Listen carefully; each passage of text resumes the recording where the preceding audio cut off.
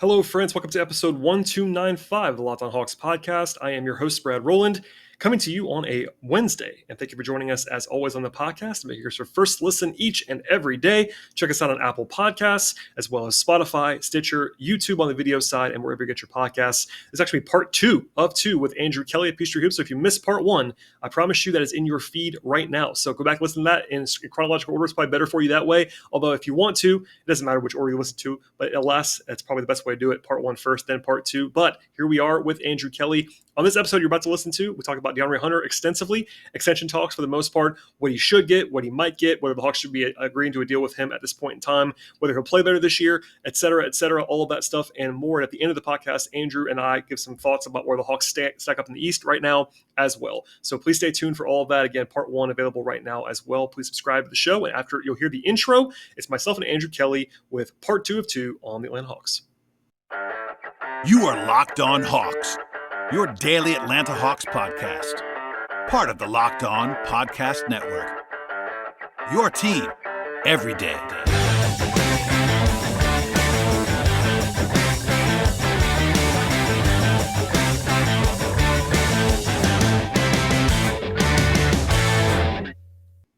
Andrew, we've arrived at the place where I have to ask you about Deandre Hunter. And I asked you to come on this podcast in August to, in part, discuss Hunter and his extension stuff.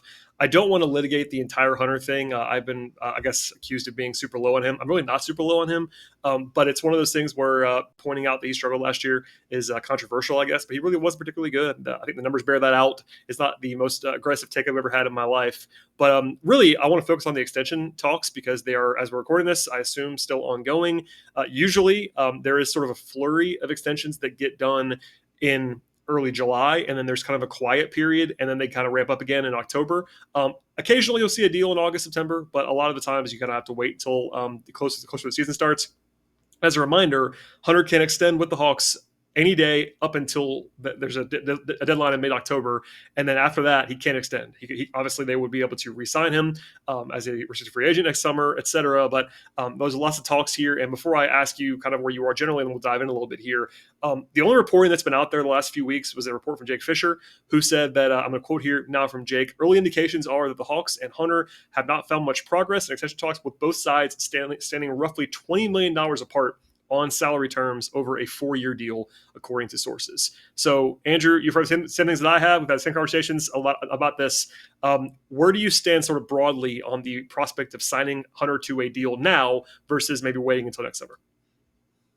I just can't see it. I mean, he hasn't been consistent enough to really invest the money that he's looking for. And when you look at it from both sides, it really doesn't make a lot of sense for either side to give up something.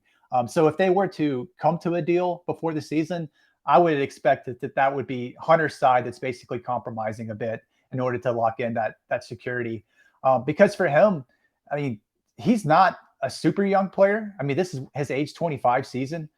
So when you look at his next deal, like that's his peak prime. Yep. So for a player his age, he has to really extract top value for that deal. Like it's very important for him to maximize that contract and get as much as he possibly can. So he's not really incentivized to give up the upside that could come with like a big fourth year and the contract that would entail. So I don't really think that he's likely to sacrifice there. And then from the Hawks side, I mean, he just hasn't been consistent enough to pay him. Like it's as simple as that. He didn't have a good season last year. He's had the injuries. When you look at Kevin Huerter, I mean, Kevin Huerter was certainly better than him over the first 3 years of his rookie deal than Hunter was.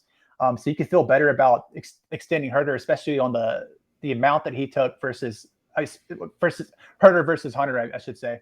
Yeah. So it doesn't make a lot of sense for the Hawks to really give him what he's looking for. I think he's seeking something like close to about $20 million per year or something like that. But this is also a position where guys get paid. You don't necessarily have to be a good starter if you're 6'7" and 225 pounds to get paid a lot. We've seen guys get paid before they're even good because they play that position. So that's an important thing to keep in mind. If he does have a good season, just think about it. He's probably due for some injury luck to bounce his way. If he's a little bit more consistent overall, if he's more efficient overall, like these aren't huge ask of him. Like these are things that could realistically happen. He could be in line for a pretty big contract. So that's all on the table there for him. So I just can't see him giving up what I think he would for the Hawks to secure him on an extension. Yeah, I do think, and there's so many things to get into here. I do think that we're on the same page. I'm expecting, if I had to project, Hunter to have the best year of his career in year 4 so far. Yeah. That's a fairly low bar, to be honest. Obviously his second season he has really good numbers, but there was a very, very small sample size. Then he got hurt, and then last year we've talked about it ad nauseum. But like he shot the three well, but the rest of his peripheral stats were not fantastic. He had really, really ugly metrics overall. And like he played more, which is nice, but even then he still missed almost 30 games, and it wasn't like he was always on the floor. I think he'll be better. I think he'll be on the floor more often, and that will help him, which certainly incentivizes the player to maybe hold off for a little bit more. You talked about the anchoring too. Like on one hand, these like 3-and-D role player types don't often get like max level deals. Like we've seen a little bit more money from like the likes of Mike Mikal Bridges in recent years. OG got a pretty team friendly contract, although it was pretty short. But to your point, also they do get paid pretty well. And also, this shouldn't matter necessarily, but it absolutely does in the history of the league. I've looked at this a lot. I know you have as well. Being a former top 5 pick who has pedigree of a former top 5 pick and has the measurables that he has, that is going to help him on the market. In fact, I'm sure you've had these conversations as well. There are people around the league that, quite frankly, are overrating DeAndre Hunter and what he's done so far. Because of that, and because we make the joke all the time about this, but like people don't watch the Hawks like you and I watch the Hawks on a regular basis. Even national people, they might see the Hawks 10 times a year, 12 times a year. We're seeing 82 of those things, and I think that maybe that makes us a little bit more nitpicky on the one hand, but also it's an archetype thing. People assume that Hunter has proven to be the player that he could be, whereas like he's not quite proven that. Like we all agree on what he could be. It could be a really, really, really valuable 3-and-D plus 6'8" small forward. That those players are extremely valuable. The question is like whether he actually does that or not. And I think there's a little bit of a disconnect between even Hawks fans, that some of them that are more high on Hunter are like, the question is like whether he actually can do what we all think that he possibly can do. If that makes sense. Yeah, if you haven't watched much of him and you just looked at his box score numbers and you looked at the measurables, you probably think, okay, like he's a starter, he's solid. But if you watch him game to game and you see the inconsistency and just not having a real area of strength within his offensive skill set, like you just come away much lower if you've watched the past season than those that haven't. Well, even the metrics too. By the way, I know you're a metric guy. Like he was outside the top like 250 or 300 in some of these catch-all metrics, which is not tell you everything, but that's it's a pretty big alarm bell when you are that low after playing like a lot of minutes. Like generally speaking, guys who are real starters do not rank like that on these metrics. It was pretty like EPM, Raptor, some of those like catch-alls. They do not like what Hunter did last year. I think he was like -2 or something like that in EPM, and that would have basically be equivalent to like a replacement level player. But one very important thing I think when evaluating Hunter is often when you see players have a major injury, like a meniscus tear, and I know it wasn't like a full tear for Hunter, but he had 2 surgeries on it. Oh yeah. It's very common for players to have a regression year the year after. Like think when Jaren Jackson tore his meniscus a couple years ago, before his breakout year this season, the season prior, like he was not good. And there were a lot of questions about him. And then when he had another healthy offseason and he was able to get, back into not just having to rehab, but actually practicing and getting better, like he had his best season. Hunter hasn't had a healthy offseason in 2 years. And the last time he had a healthy offseason, he came back a lot better. And one of the key areas of improvement was his handle. And then we saw this year where the handle regressed. Like if you actually think about it and you look at all the contextual points, like I think there is some explanation. He wasn't able to do a lot last offseason, so it's predictable that he would be rusty at the start of the year. That's not like a huge surprise. And then he got hurt again, and then that was a right wrist injury. So then he couldn't dribble the ball. So the handle improvements that he made from the year prior started to evaporate. And now he's getting stripped on drives. He's dribbling it off his foot, like really some comical turnovers. And I think some of that's related to the injury. Like I don't think that he was as good as he showed in that 20 games that he had a couple years ago, but I don't think he's as bad as he was this past year. Like, I tend to agree with you that I'm cautiously optimistic that he's going to have his best season. That may not, mean that he's like a top 70 player or something like that, but I could see him producing a starter level year, because I think when you look at like some of these important, issues surrounding how injuries have generally affected players in the following season, I think that's important to consider. I just wish the sample size of him being a good player was larger. I'd be more confident. Yeah. I'd be more confident in that. I mean, he was shooting like elite levels from mid range over that 20 game stretch. And he is a good mid range shooter. So if he can get to his spots reliably, he can hurt you there. I've also posted some clips recently too of his defense from the first game of the season against Luka. Oh, yeah. He really popped in that setting. And if you get in a playoff series, like a 4-5 series with Philly in the first round, you're going against James Harden. Like, Hunter is someone who could really help you. If you have a poor defensive structure, he's not going to do a lot to make you better, just because the style of defense, the style of defender that he is one that he can really match up in a lot of different players on the ball, but he's not this elite team defender who's going to raise your defensive floor. So if you have good defenders around him, and they've added Murray at the point of attack, they should have a healthier Capella next year. Like, there is a lot of potential for his defense there. So I think, like I said, I am cautiously optimistic. I just wish there was, more encouraging data points other than a small stretch, but it's obviously like he is like the most important player on the team, I would say, like as far as how this team is going to achieve their ceiling. He's not one of their top 2 players, but as far as like whether they can unlock the highest version of themselves, it's really going to be if Hunter pans out. Like, I don't think that's like a reach to say that. And I think that acquiring Murray in some ways takes some pressure off them, because now they have a clear hierarchy, which I think kind of impeded them at times. Like, they're a little bit too egalitarian with some of their non-trade players, whereas now they have an entrenched top 2, and that could benefit Hunter. But he's the biggest X factor heading into the season. I totally agree. I think that's big. Whenever people sort of ask me what who the swing guy is on this roster, it is definitely Hunter. We'll come back to that more in a second, but first, a word from our sponsors on the podcast.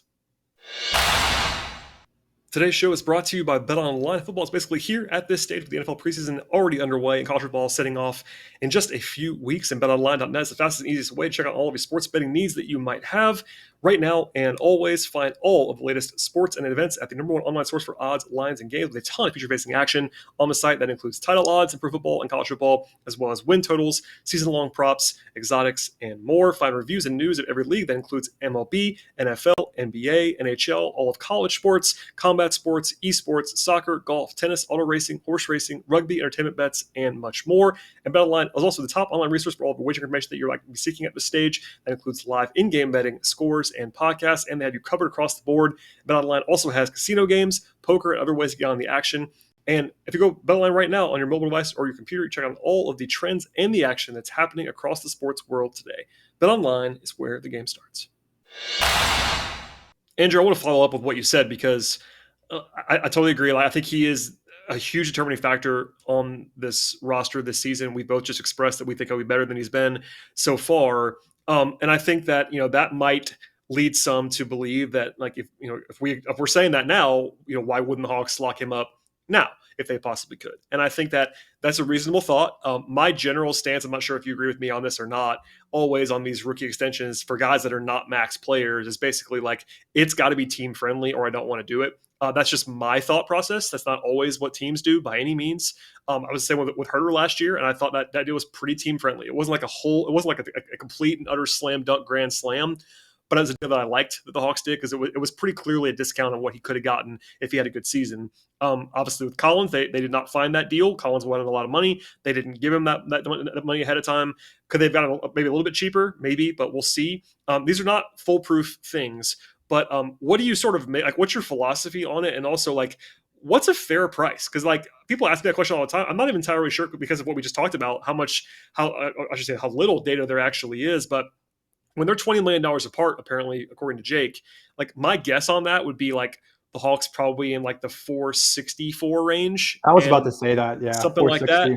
And I'm not reporting that flat out, but I'm just trying. It's more of like more of an estimated thing for me. Whereas maybe Hunter's group wants 484 or something like that. And I think that, that's a reasonable spot for both sides to be at. But, like, what's fair? Like, let's just say this: what's the deal that you would give as the Hawks? Because that's that's the more interesting thing for me, because obviously the player side has different incentives. Every guy is different, but on the team side, we kind of know a little bit more. What would you be comfortable with, if anything? Well, for the first part, like I think I do agree with you philosophically that if it's not a no-brainer, you generally don't want to extend these guys. But there's also a lot of business side to basketball. Like sometimes, Oh yeah. you know, when you're rebuilding like Oklahoma City and you're not giving out any deals, like it might make sense for you to give Lou Dort a pretty sizable deal just to, soothe over relations with agents. And he's been a very, good team culture guy. So there are some circumstances where it can make sense, just not necessarily for on-court reasons to extend guys. But I don't think that all of that applies to Hunter. Uh, 4 for 60, like that's kind of what I was thinking as well. And I think that would drive a lot of people crazy because he's not been a good NBA player. But it's just that it's so hard to find that physical profile. It's so hard to find that physical profile. We've seen guys like Harrison Barnes at times get deals where you think, well, man, that's just way too much. But then you look at what starting small forwards are making, and it's like, okay, I mean, that's basically what you end up paying, So for an extension, I think I probably wouldn't go above 4 for 60.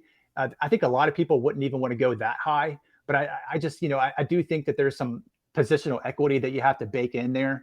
But I couldn't get up to a 4 for 80. It doesn't make sense for the Hawks, even with a rising cap, because that could really hurt you. If he has another poor year, then that's a terrible contract. And that's the risk. No, That's the risk. Yeah.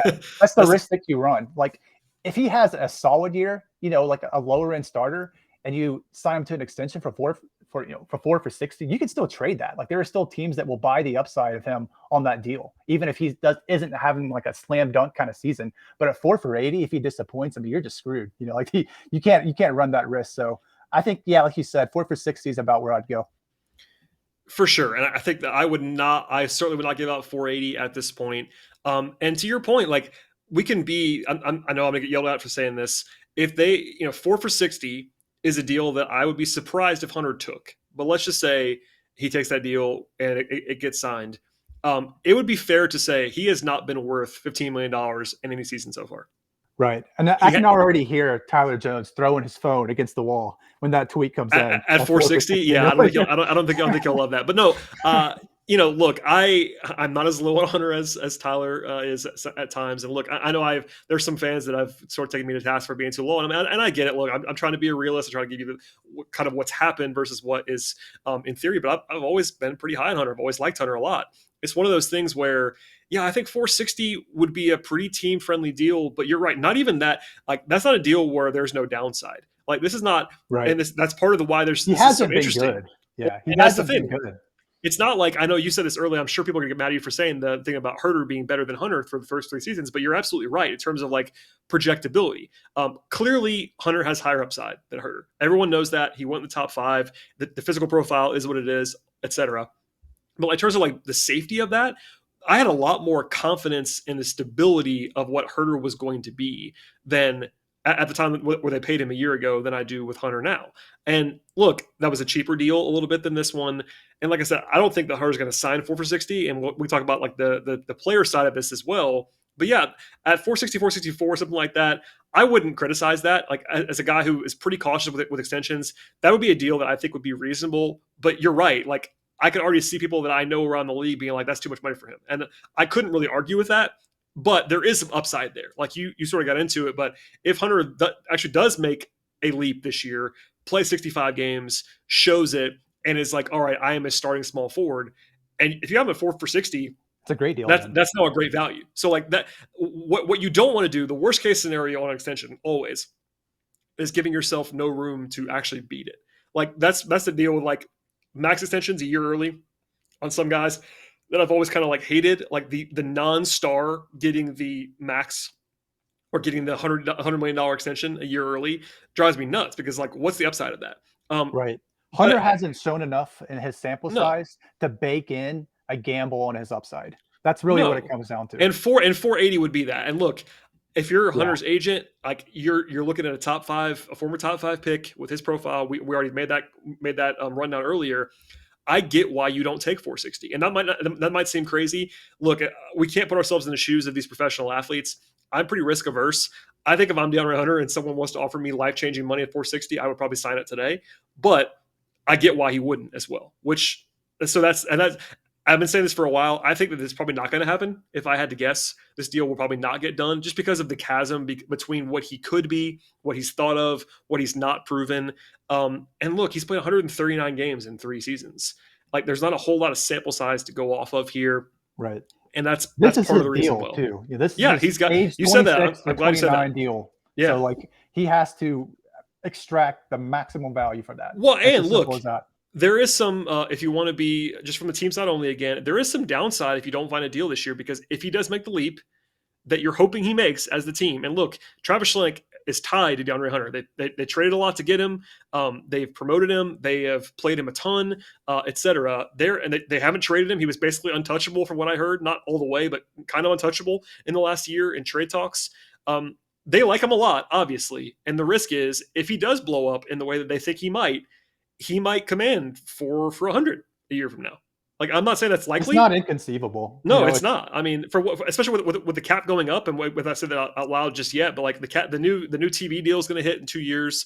Like, it would not blow me away if he got offered something like that. Now, I'm not saying he's worth that now. Don't get me wrong, and he have to have a heck of a season. But the archetype is what you're paying for, especially on one of these projection kind of deals. I do think that it's worth remembering that he's a little bit older. I know I get yelled at for pointing that out sometimes, but like, look, you said it. Like, this is age 26 through 29 on his first non-rookie deal. Like, he's a pretty old prospect, and that does matter. But for this first deal, like, I guess maybe the positive side is that you're actually kind of locking in what should be his absolute prime, because generally speaking, this is the age of the next 5 years for Hunter where you should be getting his absolute best, hopefully. So maybe that's part of this too. I don't know. We'll see.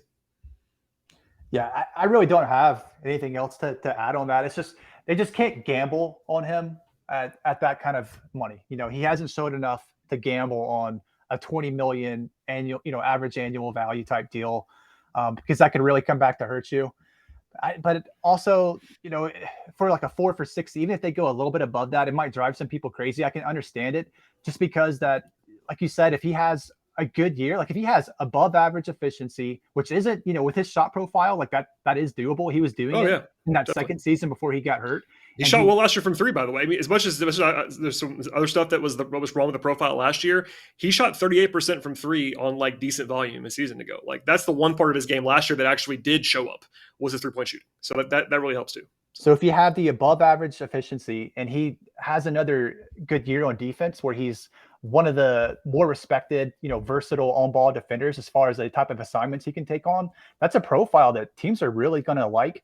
And you're getting his super prime years. So it wouldn't be like, unthinkable for him to get overpaid. Like, I think that's a very real risk. And when you look at how, risk averse they've been as far as managing their luxury tax situation, that could have a lot of ripple effects.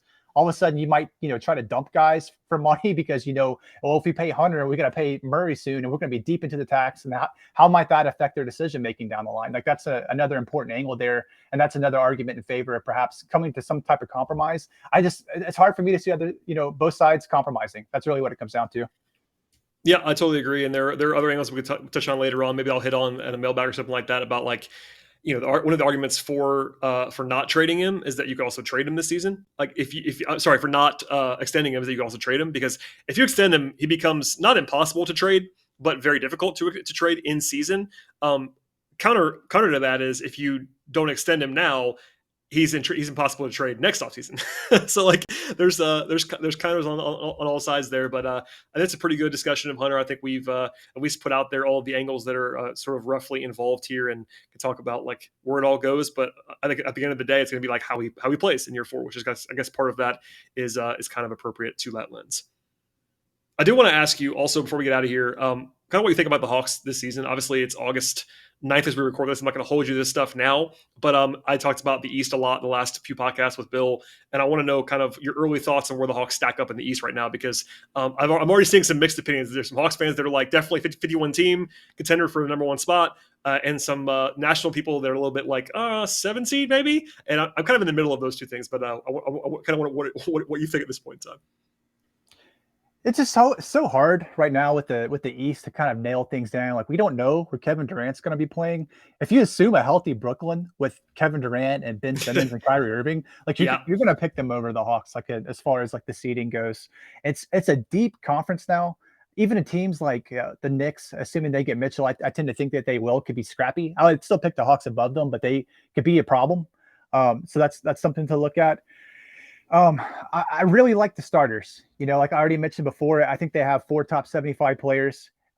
If Hunter can provide a starting small forward caliber season, not even a high end one, just a starting small forward caliber season, the starting lineup is very good. Yeah. And that's why I would lean towards being in on them, is because I think there's a lot of potential there. I think their defense could be better than people think. They have 2 bigs that they're playing, so they can limit shots at the rim. Capella, I think that he could get off to a better start than he did last year when he was kind of coming off a procedure and he started slow, and he has a Congo to kind of keep him fresh. So I feel like the center play is going to be upgraded overall defensively. Murray is going to make a big impact defensively. So overall, I think that, outside of Trey, like they could have a good defense with their starting lineup. I should say, even with Trey, they could have a good defense with their starting lineup. But it really just gets to their bench. If I was more confident in the bench and I was more confident that McMillan would adjust to the reality of his bench, if he sufficiently recognized the downgrade in bench quality and adjusted accordingly by playing his starters more, by mixing in starting groups and things of that nature, I would feel more confident projecting them. But I just don't know that all of those things are going to transpire.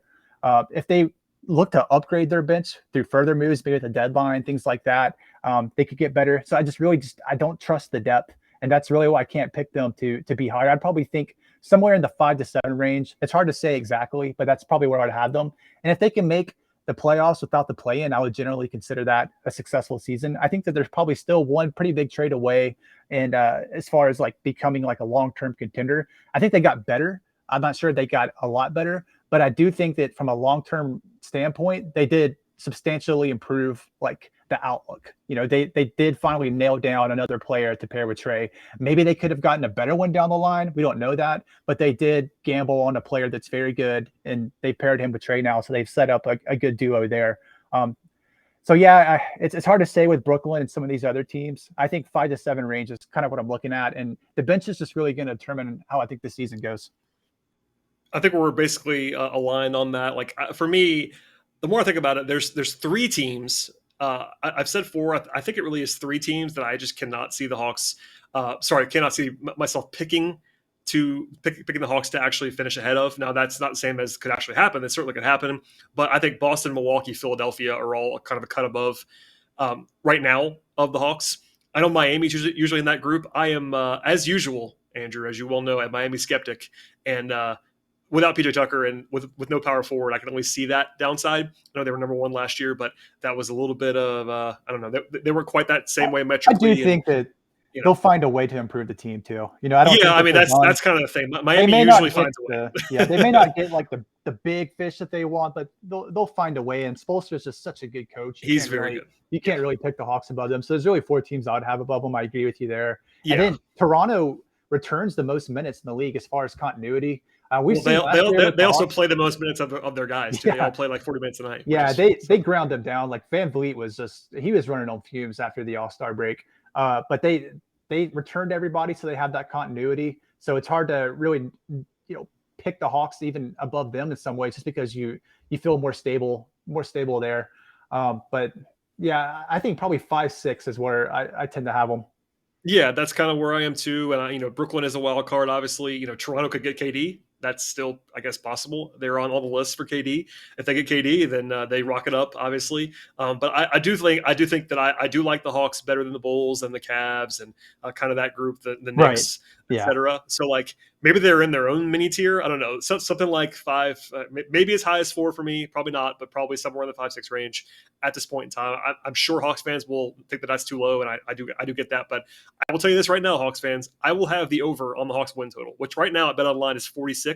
I will have the over on that, almost certainly. Oh, it's 46 now? I thought it was like 47.5. It was 47.5. It got bet down. How about that? I got bet down. Okay. It got bet down to 46. Because I was thinking, about 48 wins is probably what I would predict for them. And the thing is, they could win 48 games and beat the 6th seed. Like that's the reality of how the East could be next year. Very easily, yes. I totally agree. That's part of the calculus. But yeah, I was surprised they got bet down a little bit. I'm not sure why that would have been or where that would have come from. But yeah, 46. And look, I'm not locking in now in August to my final predictions, but I think we're kind of on the same page overall. We talked about Hunter being the X factor. I think that's the big thing. Like if Hunter's the guy he was last year, this team is not going to be able to get to where it needs to go this year.